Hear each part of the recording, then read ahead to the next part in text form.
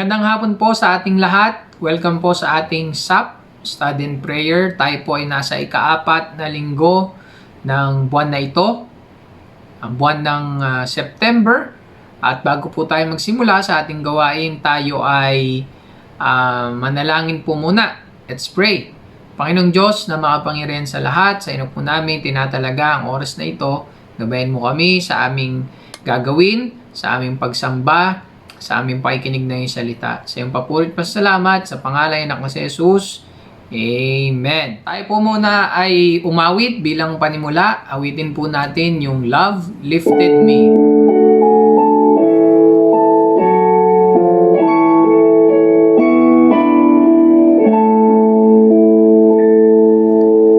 I was sinking deep in sin, far from the peaceful shore, very deeply stained within, sinking to rise no more. But the master of the sea heard my despairing cry. From the waters lifted me, now safe am I. Love lifted me. Love lifted me when nothing else could help. Love lifted me. Love lifted me. Love lifted me when nothing else could help. Love lifted me.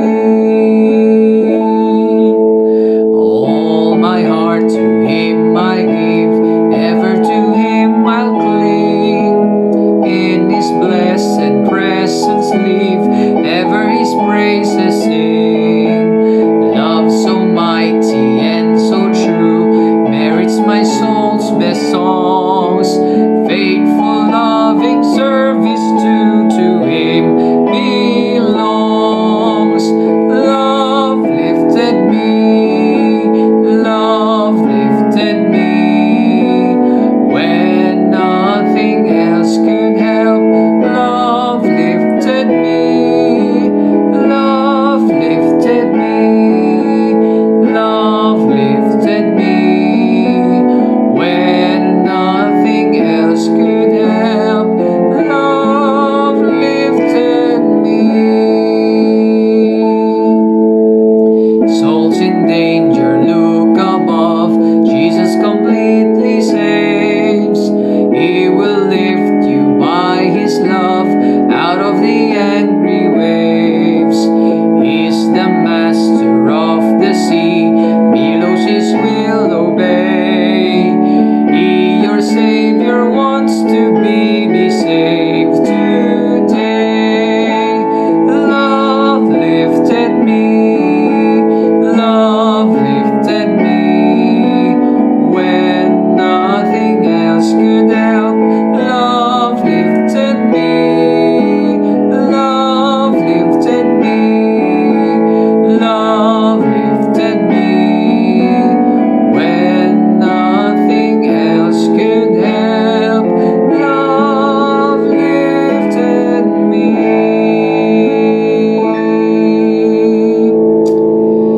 Amen. Ihanda po natin ating puso't isip sa pakikinig po ng salita ng Diyos. Magandang gabi muli. Salamat at ako na naman po ang nabigyan ng pagkakataon na magbigay ng mensahe sa ngayong gabi. Akin po mabasahin ng verses mula sa 1 Peter chapter 3 verses 13 to 14 hanggang 15. But who is there to harm you? But if you prove zealous to be for what is good, but even if you should suffer for the sake of righteousness, you are blessed. And do not fear their intimidation, and do not be troubled. 15. But sanctify Christ as Lord in your hearts, always being ready to make defense to everyone who asks you to give an account for the hope that is in you, yet with righteousness, with gentleness, and reverence. Ito pong Binasa kong ito ay tungkol sa the Christian attitude towards suffering. 14, verse 14 ang binigay na verse sa akin ng ating butihing pastor na aking topic. Dinagdagan ko na lang ng verse 13 at saka yung 15 para medyo pahaba-haba ko ng konti. So atin munang pag-usapan dito sa verse 13.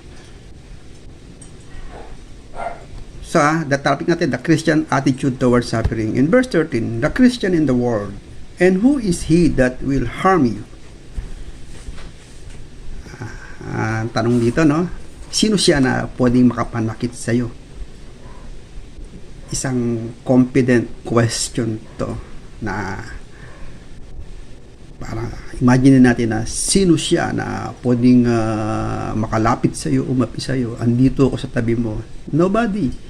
Pag narinig halimbawa, no, yung baby, yung anak mo na bunso na malapit sa iyo, feel niya safe siya pag nasa daddy niya, kaya sa lolo niya, na feel niya walang pwede lumapit sa kanya kasi andyan siya sa hand ng proteksyon ng kanyang ama. Sino siya, di ba? Ang tanong na naman doon, no one. If we are in the hand of God, sino pa ba ang pwedeng mas makakapanaig? But it seems likely na tayong mga Kristiyano ay nagkakaroon pa rin tayo ng tinatawag na worries. Nagkakaroon pa rin tayo ng agam-agam ng takot. Totoo lang, yun ang nararamdaman natin. Lalo na ngayon, di ba? Pandemic. Totoo lang. Di ba? Nag-worry tayo na baka sa susunod tayo naman na magka-COVID o kaya mga mag-anak natin, isa sa member ng family natin. Kasi posible naman Isa lang yun sa mga example ng dahilan na tayo ay nangangamba. Pero normal lang yun. Kaya nga ito tayo pag tinuturuan tayo ng salita ng Panginoon. Paul had asked the same in Romans 8:34, the same question as this, no? A similar question, who can condemn you? Peter seems to take the view that it is highly unlikely that anyone will deliberately bring harm to someone who is a follower or of that which is good. Ngayon, no, kung ang isang attacker, halimbawa isang attacker siya natin na alam niya naman ang kakampi natin na isang pinakamakapangyarihan, do you think mag-iisip pa siyang umatake sa atin? Hindi na siya. Pero kung hindi siya nakakilala kung sino ang nasa atin, sinasabihan pa rin tayo na huwag pa rin tayong matakot. Let it be that way. Magtiwala lamang tayo.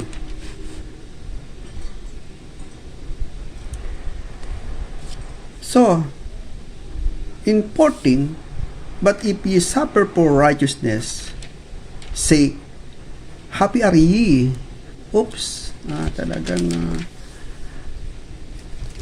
we suffer for righteousness' sake, happy are ye. Ang tanong, are we righteous enough? Yung muna ang tanong. Okay, given we are righteous enough, bagamat posible hindi rin naman all the time, pero sige na, sabihin natin we are righteous, we are living in the image of God, no? We show them that we are in God, at nape-persecute pa rin tayo, nagsasuffer pa rin tayo. Ano sabi? Let's be happy. Why? Bakit nga ba happy? Happy in a way because we are joyful deep in our heart. Hindi naman sinabi happy. Sige ka, maglulundag tayo tumalon o magkakakanta. Hindi. Ano lang, chill. Relax lang, pero happy tayo. Nagsasuffer tayo, but it will not take too long. For a time, pwede tayo magsuffer, pero may madali itong maiibsan dahil nasa Panginoon tayo. Sapagkat ginagawa natin ang righteousness. Kung ano man yung mga righteousness, hindi ko na siguro kailangan pa isa-isahin, alam natin yun. Yun lang ba mga bagay na hindi tayo gumagawa ng masama? Bukod pa ron, hindi tayo gagawa ng masama, gagawin natin ang kalooban ng Panginoon. Ang isang Kristiyano na matapat na kinakailangan sa kanya ay meron tayong constant communication with God through prayer, sa pagbabasa ng kanyang salita, ating mga fellowship, ang ating pagbabahagi ng kanyang salita sa mga tao, sa bawat pagkakataon na ibinibigay sa atin. Magalak tayo sapagkat ay naging co-laborer natin ng Panginoon, na siya ay nagsuffer din. Alam natin ang suffering ni Christ. Hindi natin kailangan isa-isahin pa. Sa simula at hanggang sa pagbalik niya sa kalangitan ay nakita natin na basa natin na pagkaroon natin kanyang mga suffering. Ang kanyang mga disciples ay nagkaroon din ng suffering. Sila ay tinugis, sila ay kinulong, sila ay pinako rin, sila ay kung ano-ano mga ginawa. Si Peter, siya pinako siya na upside down, yung ulo niya nasa baba, may mga kung ano-ano pa na hindi ko ma-recall kung ano yung mga yun, pero grabe ang persecution ng mga Christian, lalo si Pablo ganun din. Pero nabasa natin, no, they are happy to do that. Tarang ang bigat na gawin, no. Magiging happy tayo maski tayo ay nagkakaroon na ng suffering. Pero bakit nga ba may suffering? Hindi natin hindi natin mako-question ng Panginoon kung ito'y darating man sa atin. Mabuti ba nga tayo, ang suffering natin ganito lang. Kasi nakatira naman tayo sa Pilipinas. Tayo, democratic country. Meron tayong freedom of faith, exercise of faith. Hindi naman tayo binabawalan. Hindi naman tayo nakatira sa mga communist countries. Bawal doon, like Korea, sa India, may mga pagbabawal doon Sa China, may mga pagbabawal. Basta sa mga komunistang bansa, sa Afghanistan, sa Saudi, mga bawal din doon.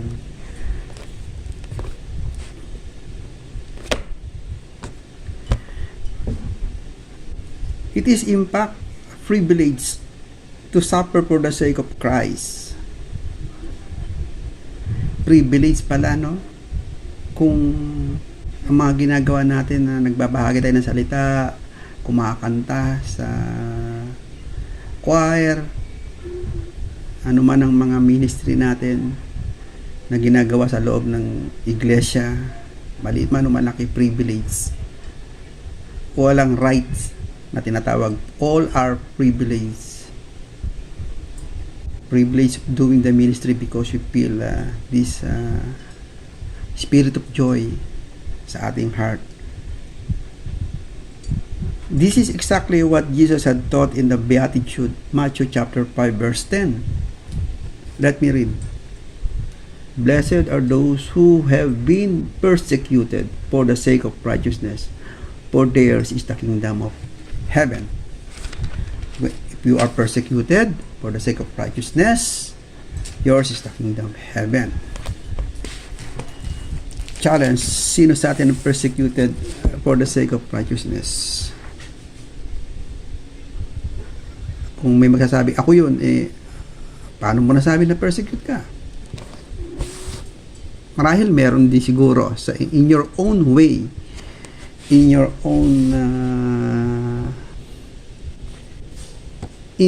own perspective, interpretation of suffering. Maybe suffering from your friends, ridiculed from your friends, from your relatives, or from your own husband or from your own wife. Halimbawa siya hindi mananampalataya, ikaw lang. Or suffering from your sons and daughter, or suffering sa mga nasasabi ng iyong mga kasamaan sa trabaho, kung saan ka man naroroon, outside the church. Kasi pag lumabas tayo ng simbahan, nasa neutral ground tayo. Kaya nga may mga Kristiyano na hindi sila nagpapakilala, hindi sila nag-identify ng kanilang mga sarili kung sino sila. Nagugulat ka na lang, Kristiyano ka pala. Di ba? Parang paano yun? Para nating kinahiya ang Panginoon na Christian ka pala. Mas maganda yung mas hindi ka kilala ng tao. Siguro Christian ka, no? O ba't niya nasabing Christian ka? Kasi nasalamin niya sa iyo ang iba ka. Hindi ka yung sa salita mo lang posibleng ang pagkabalita mo ay may mild, may grace, angkop, gentle, inspiring ang mga salita mo, at walang salita ng mga bad words na lumalabas sa bagay na yun. Sinasabi na siguro Christian ka, Brad, kakagalak yun. Pero kung kabaligtaran, ay Kristiyano ka pala, kasi sa tagal nilang kakilala ka, ang mga nakita sa iyo same lang sa mga bawat sa tulad ng iba, sa mga unbeliever. Shame, nakakaya pag gano'n, di ba? At yung sabi nga ng ating Lord na blessed tayo pag tayo persecute. Sige lang, diretso lang, huwag tayo madidistract sa mga bagay-bagay na makakapag hinder sa ating pananampalataya, na nagkokos sa atin ng suffering. Maski siguro dumating ang kina-challenge ikaw na ay yan, hindi yan, wala yan, hindi magtatagal na Kristiyano yan, kunyari na pare-parehas lang yan. Sige lang, diretso lang. Minsan talagang ganyan tayo mga Kristiyano, wala tayong magagawa, pinili na natin itong ganitong buhay. Maski sa ating neighborhood may mga ginagawa sila, hindi tayo pwede kasi pinili na natin to. Ito ang buhay natin sa Panginoon na pinili. Bawat Kristiyano sa history talaga, marami mga persecution ang nangyayari, maraming suffering. Kung tutuusin, wala sa kalingkingan itong suffering natin na ito. Walang-wala. Mas mapalad pa nga talaga tayo. Ganito lang suffering natin. Kaya tuloy ko.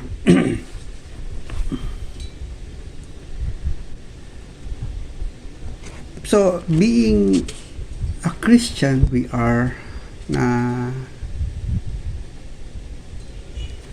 nakakaramdam ng mga suffering. Dapat ito ay lalo tayo maging mas tumibay. From a low level grade, no, from grade 1 dapat ng grade 2 na yun, grade 3, grade 4, grade 6. Dapat sa tagal-tagal nung mag high school tayo, ibang level na naman ang challenge ang ating kinaharap, hanggang yun na nga, college tayo, maging master tayo sa marami mga pagsubok pa rin, maski sa inside our church. Minsan, ewan ko lang posible na may mga tampuhan din. Ina-attack tayo sa loob. Hindi lang sa labas. Maturity pinag-uusapan dito. Kung gaano natin pinaikita ang ating pagiging Christian talaga. Kasi ako, isa na rin ako sa ganun. Ako rin, hindi ako, siguro, may mga marami rin akong pagkukulang talaga, inaamin ko na, sa lang, no? Siguro nga, ako, hindi, sa church natin, alam niyo naman na, layman lang ako, hindi nga ako, deacons. Pero, karapat dapat ba ako maging deacons? Sabi ko sa sarili ko, ayoko nga okay na ako ng ganito. Minsan tinatanong ko naman sa sarili ko, ba't tayo maging deacons? Kasi para may accusation na ganon. Pero sinasagot din naman, bakit? Pwede rin naman maging gawin ang mga bagay na ganon, maski hindi deacons. Hindi, parang sa akin, honorable position yun. Honorable siya. Hindi ko parang karapat dapat ba ako So as I said, it is an honorable position to become a deacons. Sa akin po okay na rin kung hindi. Masaya na ako kung nasaan ako, kung ano ako ngayon. Willing naman akong magpagamit. Willing naman akong mag-cooperate sa mga bagay na bibigay sa akin. Ginagampanan ko naman. Mahalaga sa puso ko, sa isipan ko, na ako'y maglilingkod ng walang pag-aalinlangan. At habang naglilingkod, hindi ko iniisip ang mga bagay na suffering, sapagkat hindi ko pwede sabihin talaga may suffering. Nahihiya ako sabihin may suffering, sapagkat ang totoo ay wala pa naman. Napakabait ng Panginoon at hindi niya naman talaga sa akin pinararamdaman suffering. Siguro kung ano yung mga bagay na sinacrifice natin, ang kapalit natin ginagampanan, hindi ko pa rin masabi yung suffering. I know God somehow nagbibigay siya ng kapayapaan. At kung suffering man na tayo ay gumagawa ng mga bagay na ito, sa atin na lang pagdadala yan. Ang mahalaga ay tumutugon tayo sa ating mga dapat gampanan bilang isang mananampalataya. So, last verse na aking babasahin ay itong Isaiah chapter 8:13. It is the Lord of hosts whom you should regard as holy, and He shall be your fear, and He shall be your dread. Panginoon lamang ang ating dapat katakutan. Walang iba. Mga bagay-bagay na nakapagpapagulo ng ating isip na bumabagabag ay labanan natin, ihingi natin ng saklolo sa Kanya na tayo ay Kanyang pinapanatag na iibsan ng lahat ng ating mga alalahan. So, ang suffering ay posibleng nasa isip lang natin yan. Actually, wala yan. Mapalad tayo sa Pilipinas, mapalad tayo sa ating bansa. Hindi tayo talaga nakakaramdam ng suffering na naranasan ng ating mga ninuno na mga unang mga tauhan sa Biblia, mga apostles, mga pinagdaanan nila. Maski sa mga Old Testament, hindi natin naranasan. Ang mga sinasabi ng mga tao sa paligid natin ay isipin na natin normal lang. Normal yan. Bawat Christian talaga ay dumadaan yan. Christian life is not a bad process.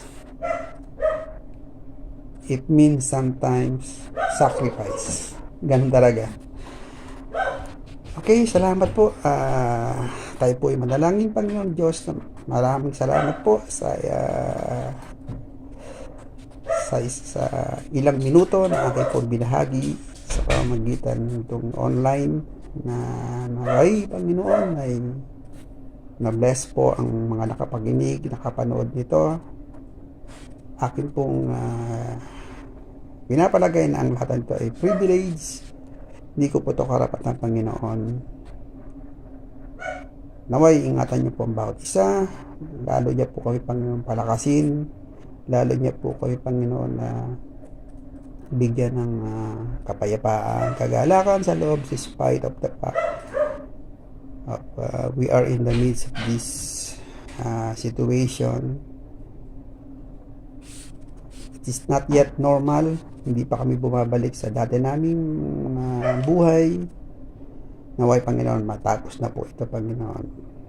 Ingatan niyo po muli ang bawat pamilya, ang aming iglesia.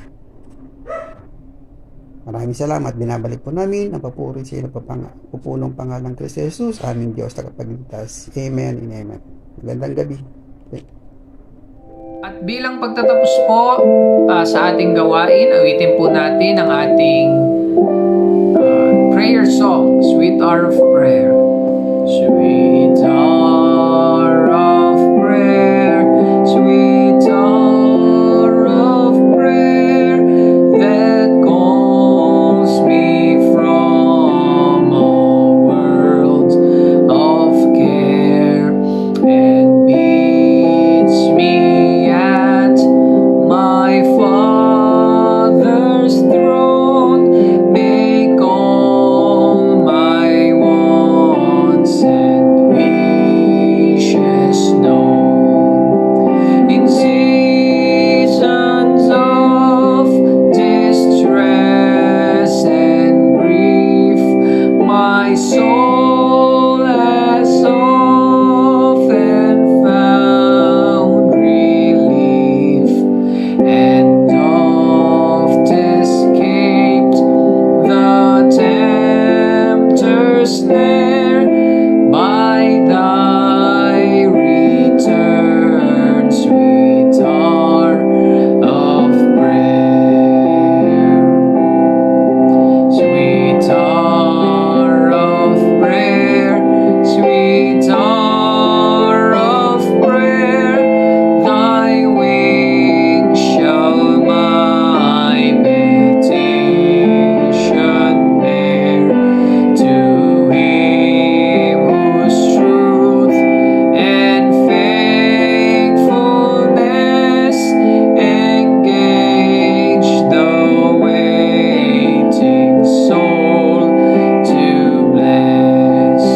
And since he bids me seek his face, believe his word, and trust his grace, I'll cast on him my every care and wait for thee, sweet hour of prayer. Sweet hour of prayer, sweet hour of prayer, may I thy consolation share, till from Mount Pisgah's lofty height I view my home and take my flight. This robe of flesh I'll drop and rise to seize the everlasting prize, and shout while passing through the air, farewell, farewell, sweet hour of prayer. Farewell,